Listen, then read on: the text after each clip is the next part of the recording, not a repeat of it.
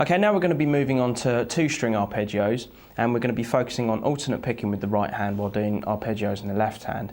And we're going to be using the same musical examples that we used for both exercise 1 and 2 for the tapping, but we're just going to use a different technique, so you can kind of hear the difference between tapping and then doing another technique, such as alternate picking, to play the same thing. So let me just play exercise 1 and then we'll break it down. So here it is.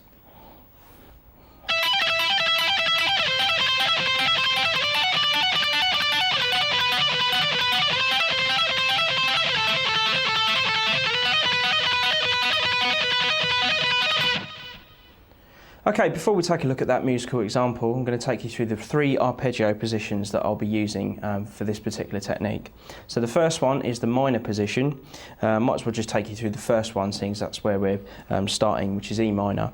I'm going to start with a downstroke on the 17th fret on the B, then an upstroke on 19 on the high E, a downstroke on 20 on the B, an upstroke on 17 on the B, and then a downstroke on 17 on the B to start the pattern again. So at slow tempo, you should have this.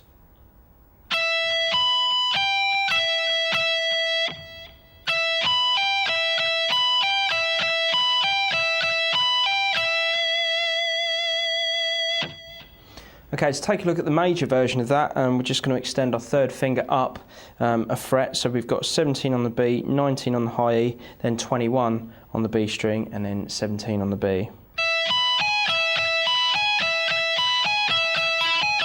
So again, you know, just practice toggling between those two techniques, just so you can really get used to how they go. So we've got.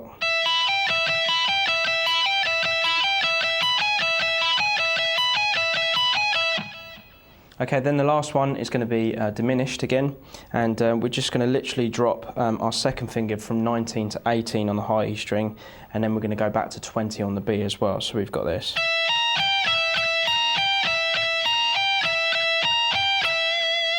So again, you know, practice between those 3 different arpeggios, and literally just kind of work on your right hand picking and your left hand kind of shifting. And hopefully after practicing, you're really going to kind of get used to this, so much so that you're going to be able to shift through the exercise fairly easily.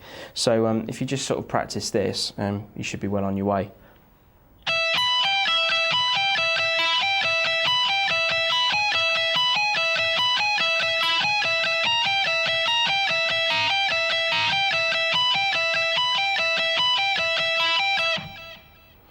Okay, so now we're going to take a look at the exercise. We're starting on the E minor, so that's 17 on the B, 19 on the high E, 20 on the B, 17 on the B, and we're going to play that 4 times.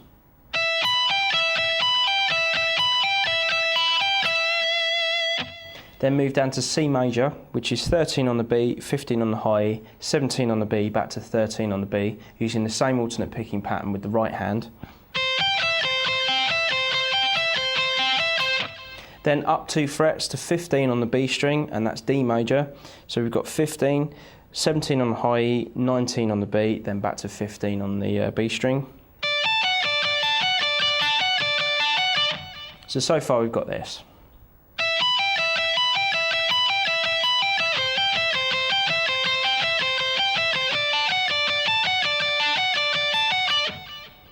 Okay, now we've got B minor coming up next, and that's 12 on the B, 14 on the high E, 15 on the B, back to 12 on the B, using the same alternate picking with the right hand.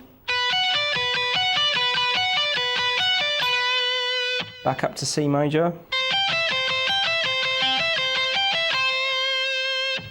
Now we've got A minor.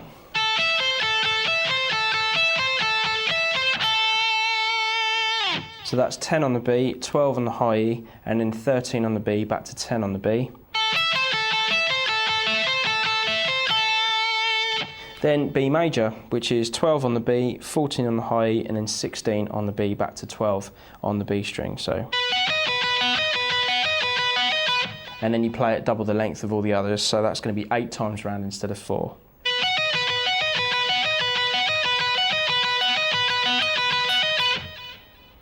Okay, so that whole exercise slow should sound like this.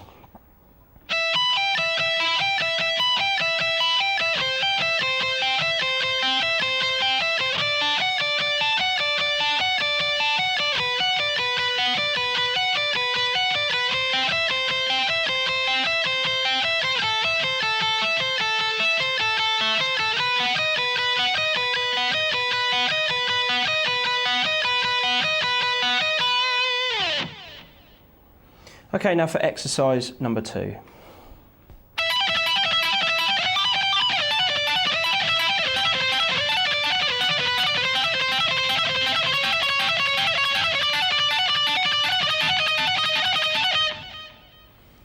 Okay, so we're starting on E minor again. We're going to play that 4 times using exactly the same pattern with the right hand and the left hand.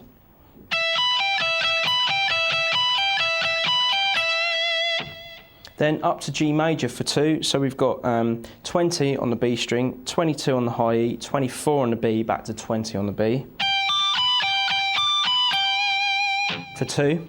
Then down to D major, so 15th fret on the B. So play that twice. So far at a slow tempo, those 3 arpeggios should sound like this.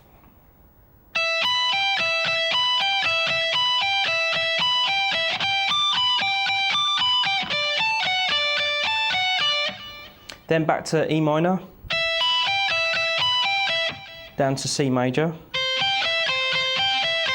up to D major, down to B minor. Then we've got C major for 4.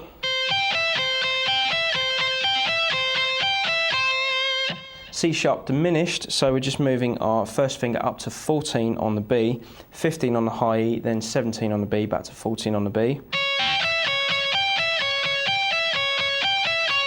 Then we're going to play D major.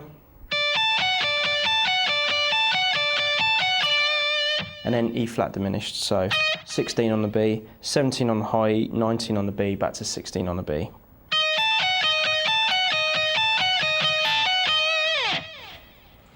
Okay, so that whole example number 2 slow should sound like this.